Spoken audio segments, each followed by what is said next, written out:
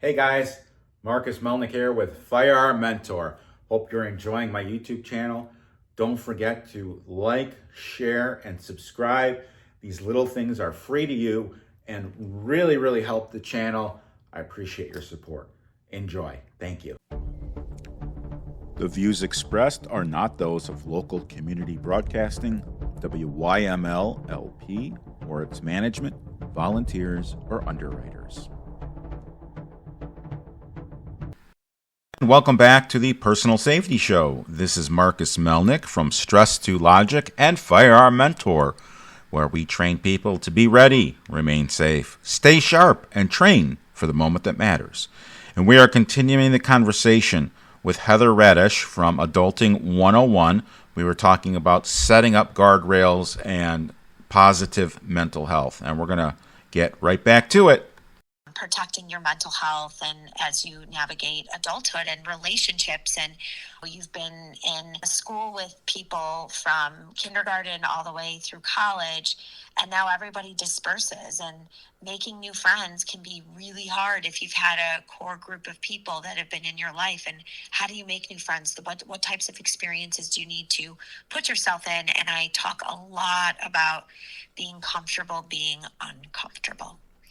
So that's kind of high level, the different areas that within a cohort, which typically is about 7 weeks or so. But then I also do one-on-one training with my students, and that runs based on the actual young professionals area they really want to work on personally, based on all of those different subjects. So how many people would be in a cohort? I don't like to go more than 10, to be honest, because I like the cohorts to get to know each other. I've noticed that, on a weekly basis, if we're talking, like they're quiet at first with each other, but by the end, they're kind of helping each other network. And, my sister does this, like, let me put you in touch with her. And they develop their own relationships. If I do beyond 10, it just becomes too, like, just a Zoom. Yep. Yeah, exactly. And is this online? Yeah, this is online. Okay, so no one has to get up and drive downtown or... Nope, this is all online. And I like it because I bring in kids from all over the United States. So, like, my last cohort, I had a student in Arizona, a student in Wisconsin, a student in Boston. They were, I think, Atlanta. So they're all over, and they're meeting each other from all over, too, which I love. You said something, and I was kind of giggling to myself about superpowers. And yeah, people have more than one. I definitely have more than one. Oh, gosh, yes. But you specifically mentioned Legos. And my son, who's at the University of Alabama right now, he loved Legos. And we always said he's going to be an architect. He's going to be an architect. Mm-hmm. Yeah, we were wrong. He's an engineering student. Mechanical engineering. Same thing. It's the same thing. Same thing. Right. It was a little slight different direction. So I kind of laugh at that. Yeah, we were right. Yeah, and I'm so glad that, like, he tapped into that about him, that he knows that is something that, of course, he's interested in. But I think you gain more interest in it when you're just innately good at it. And every single person, I don't care if you tell me I've got no superpowers, when I really drill in, we always can identify superpowers. That, to me, is how your passion will grow and make money, which everyone wants to do. Of course. You need to survive. Correct. What's the type of influence that a family member, parent specifically, or grandparent, their career has on a young person's decision to make a major, follow a certain career? And before you answer that, I'll give you 2 examples. My great-grandfather was a Secret Service agent. I went into criminal justice. And my father was a mechanical engineer, a design engineer. He designed things like the first commercial photocopy machine. His name's on the patent. My sister has, in her crawl space, she has the first prototype laminating machine. So he's one of these guys behind the scenes that he designed all the ovens at the Toronto baseball stadium. Like, they all use his oven. Cool. And you don't know his name, you don't know the company name, but he influenced a lot of people. Now, my son wants to go into engineering, and I don't know if that has influenced him, but it is that a factor in when Yeah. kids choose what they want to do? And then you look at family businesses also, right? And how family businesses are passed down based on, is it based on their passion or is it based on their family? I don't necessarily know all the time. But this is the other thing. My dad was an accountant. My mom was an artist. I am neither. I always say I can't balance my checkbook worth squadoosh, and don't ask me to draw a stick figure and it be in any way, shape, or form interesting. Somehow I've gotten a little bit of both. I like the human behavior, right? So my brother is in numbers though. So yeah, I mean, I think, listen, you look at your parents, you see what they do, you see what they're passionate about, what they're doing or they love or they don't love. What I love most about my dad as the accountant is that he just got up every day and really genuinely loved what he did. Right. He loved it. Didn't know why he loved it so much, but he loved it. And so, you know, I didn't see someone come home every day draying over their job just because they had to pay the bills. Like my dad, when he was in tax season, he enjoyed all of that. And so that was kind of what I was going for was, hey, I see you just enjoying your job in general. I do not want to become an accountant, but I just want to enjoy what I do. And I feel like I've succeeded in that. Can you explain the difference between a friend and a colleague? That's a loaded question, isn't it? Oh, you knew asking it was a loaded question. Well, I'll tell you what. Why don't I give you my definition, and then go ahead, and then you can opine on that. Yeah. I look at a friend as somebody who I see socially, whereas a colleague, I only see them at work. Now, we could be work friends, but right. Personal friends, I look at as, did we do something socially? And if we did, is it we're all busy in life, so it might be every 6 months that you see someone that's normally outside of your current circles. So what's your opinion on the difference between a work colleague and a personal friend? That's a better way to phrase it. Well, it's interesting because when you're working, your colleagues can become much closer to you than your personal friends because you don't see them as much. And you have these relationships with these individuals that you see on a daily basis. And oftentimes they end up knowing more about you than your personal friends do, just because of proximity. That's something that, I don't know if you ever listen to Mel Robbins, but she always talks about how friendships grow based on proximity. And I have many, many colleagues that I still keep in touch with. But I think to your point, like there's a couple that I still connect with, or I have one in San Francisco that I'll see and visit. But there's kind of a line in the sand between my life, my personal life, my friends, and then the colleagues that I've worked with in the past. There's definitely a division for me. Now the question really becomes like, is that how Gen Z sees it? I don't know. I think older generations look at things way more black and white than Gen Z does. So it'll be interesting to see what, if we had to ask what their definition would be and if they stick to that, or if they're out just as much with their work colleagues out of work than they are in work. I would also add, it's not just physical proximity, it's philosophical proximity as well.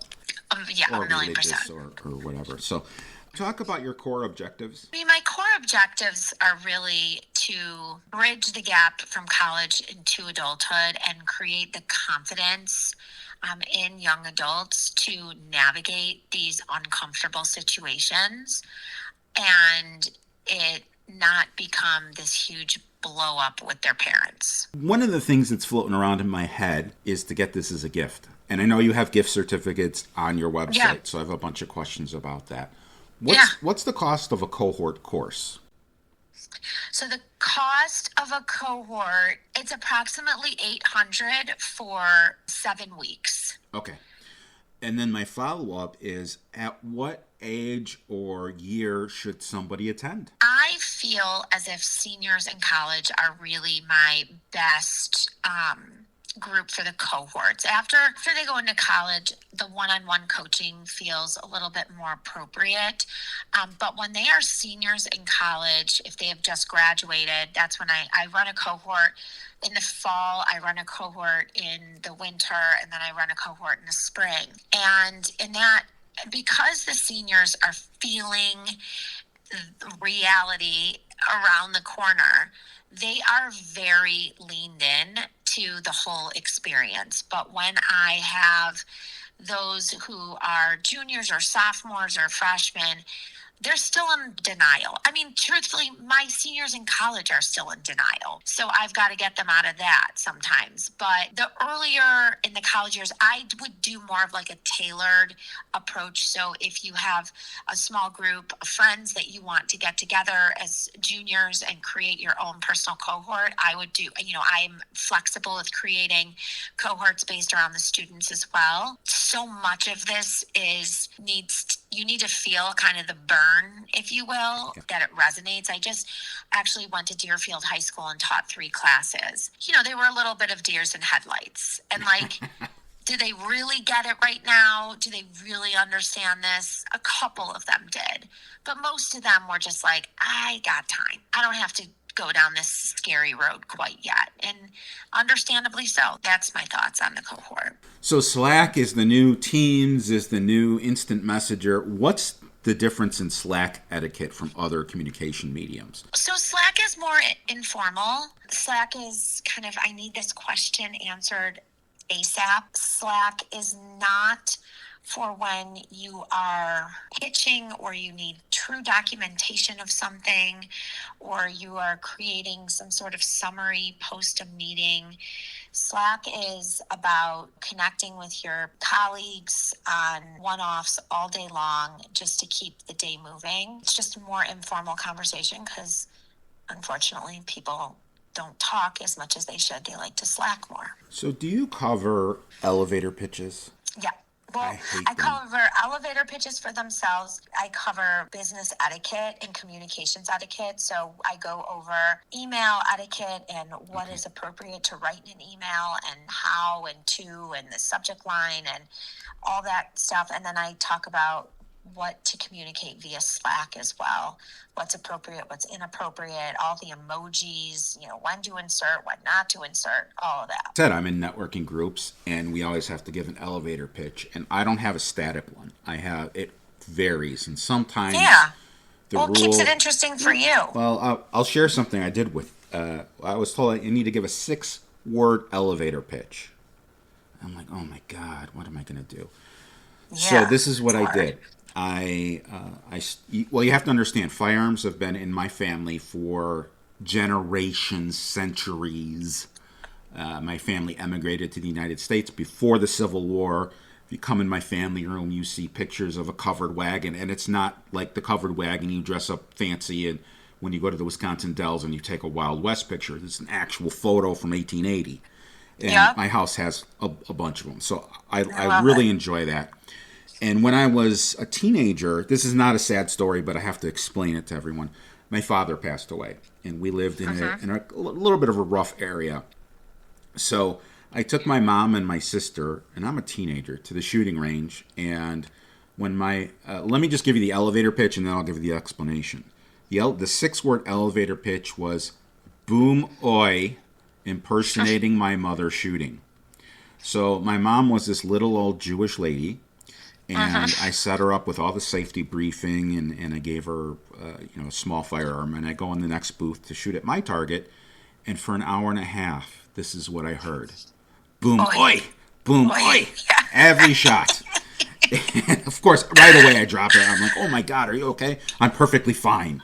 And that was my elevator pitch. That's hilarious. Everyone roared, and I've done so many. I have a T-shirt that says "Boom Oi." No, I should do that though. That's great, but it's printed like it's like I'm wearing no shirt. It's skin colored and its muscles are printed on it. So I had a sweatshirt. I took it off, and I was like, the only thing missing from these shirts are my guns, and because the arms aren't printed, and I made welcome to the gun show. The gesture. I love it. That's I think my next one, I'm going to wear that shirt and put a yellow shirt over it and do a Hulk Hogan impression and then rip it off in front of 100 people. Good old Hulk Hogan. But rest in peace. Yes, the whole idea is it's memorable. It's not just exactly. Yes. Exactly. And that there's like a beginning, middle, and end. That there's and I think that it's hard for these young adults to come up with their story and their pitch, if you will. And they just, again, they feel like it's cringe. So Right. it's about finding the authenticity in your voice and in who you are and being able to express that in an engaging way. Some people grow up and maybe their family are enablers or give bad advice. How does a regular adult tell another regular adult or irregular adult that their behavior is unacceptable? It's a hard question.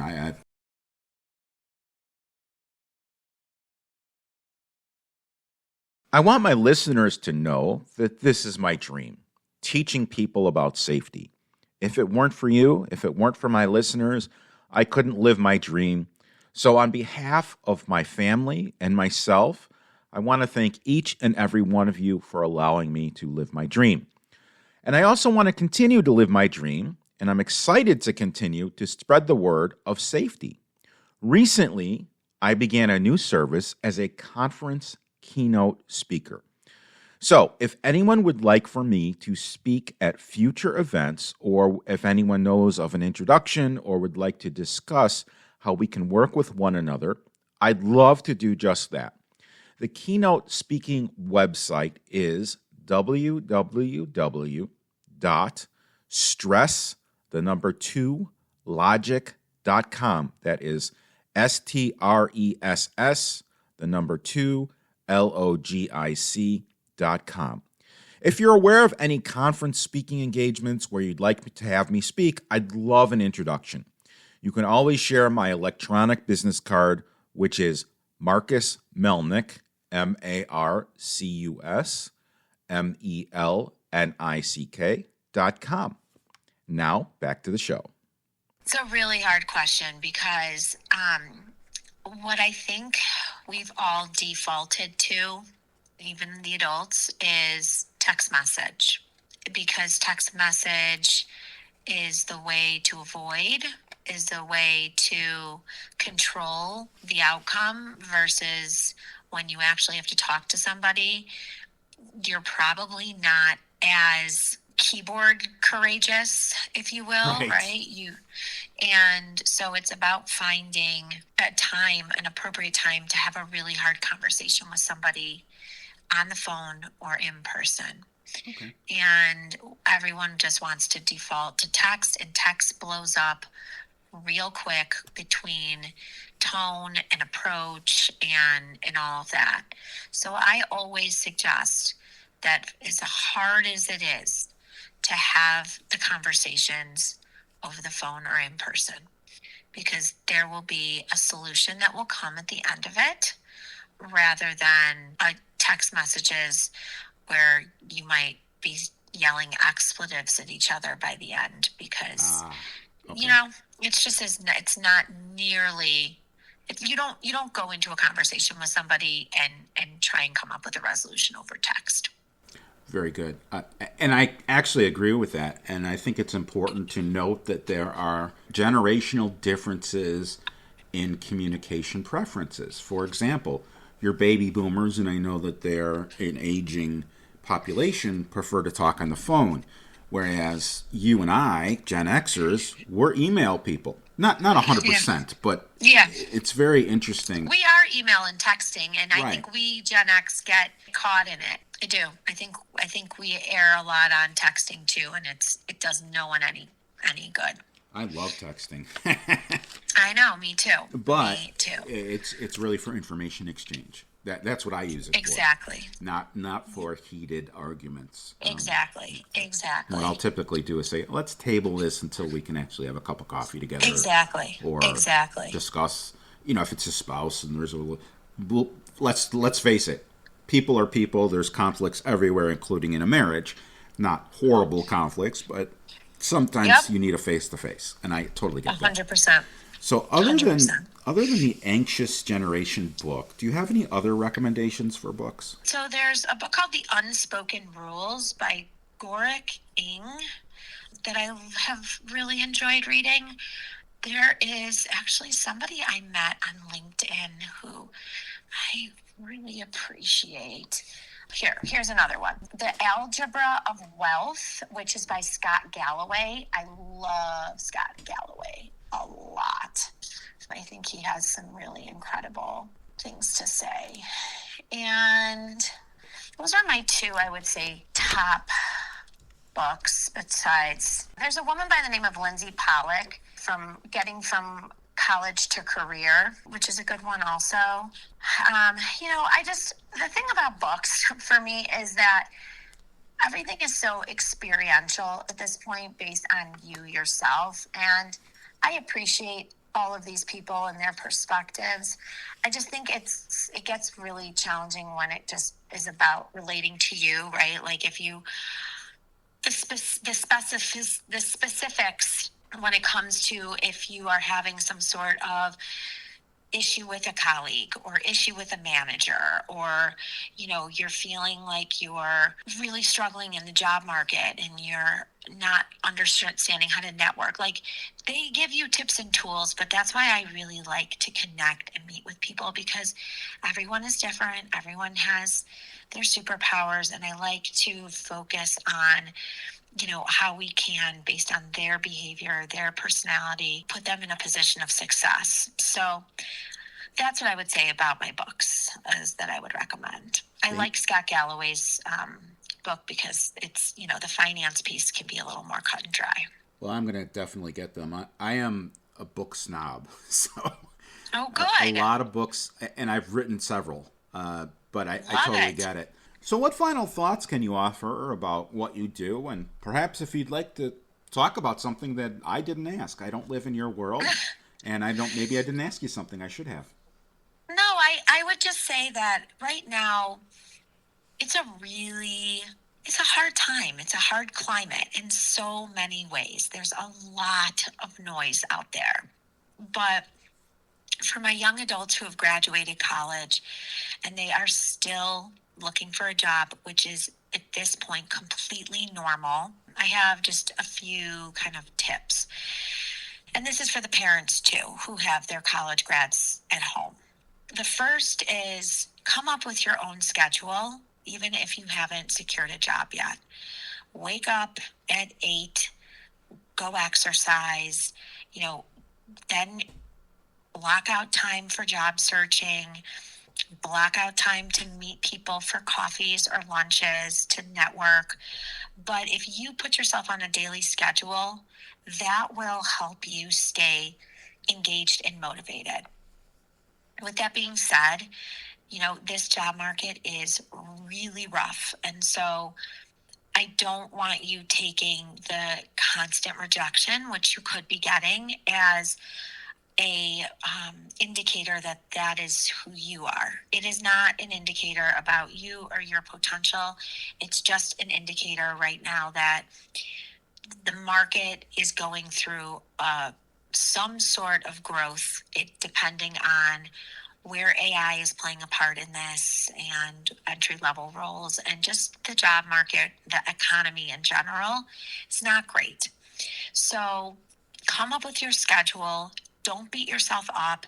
Have some proactive conversations with your parents if you are living at home about what their expectations are of you versus what your expectations are of them. Be sure that you are participating in household chores, even if your parents don't ask you. Have those conversations so that when you're sitting on the couch on a Thursday at 3, your mom or your dad doesn't walk in and say, well, why are you doing that? Why aren't you doing X, Y, Z? Or how close are you to getting a job? Maybe even write them a summary once a week about your progress, so that they stay off your case and that you're not all kind of judging each other based on this uncomfortable time. And you will get through it, and the market will level out when, I don't know. Don't be afraid to take an internship, even if you are a recent grad. Don't be afraid to take a part-time job or volunteer somewhere. It's not your first job. It's not the job for the rest of your life.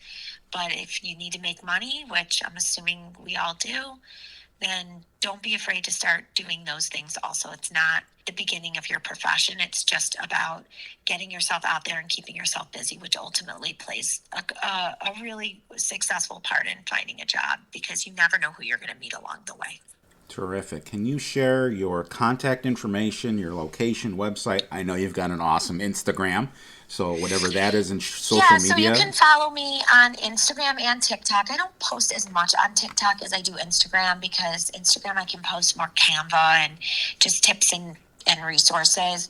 But definitely on Instagram. My website is adulting101masterclass.com. And my email is heather@adulting101masterclass. You can always contact me there. Wonderful. Heather, it's been an absolute delight having you on the show. You are just so intelligent and filling a niche. Thank you. I appreciate filling a niche it. that really no one else fills, or very few people fill. Yeah, I know. We got to get more out there, for yes, sure. Absolutely. So if I can distribute this and help you in any way, I would. Thank you. I so appreciate I'm going to do it, whether you like it or not. So, again, thank you for being on the show. Thank you. Thank you so much. Ladies and gentlemen, I just wanted to give you a heads up. We're at the end of our show, and our next concealed carry class is in a couple weeks, the 15th and the 16th of November, and class spots are starting to fill up. Normally I have room in my classes, but if you need either an initial or refresher, I'd encourage you to go to firearmmentor.com/classes. Meanwhile, have a great Halloween. It's this Friday. Be safe. Give out candy. Get candy. Steal your children's Reese's peanut butter cups or whatever you do at home. This is Marcus Melnick from Firearm Mentor. Be ready. Remain safe. Stay sharp. And train for the moment that matters. We have monthly concealed carry license CCL classes in the northwest suburbs of Chicago. Dates can be seen at firearmmentor.com/classes. If you have a question, we can be reached at www.firearmmentorcard.com. That is our electronic business card, has all of our contact information and links in it. It's the easiest way to get a hold of us. Until next time, stay safe out there, and I'll see you at the shooting range. This is Marcus Melnick from Firearm Mentor signing off. The views expressed are not those of local community broadcasting, WYML LP, or its management, volunteers, or underwriters.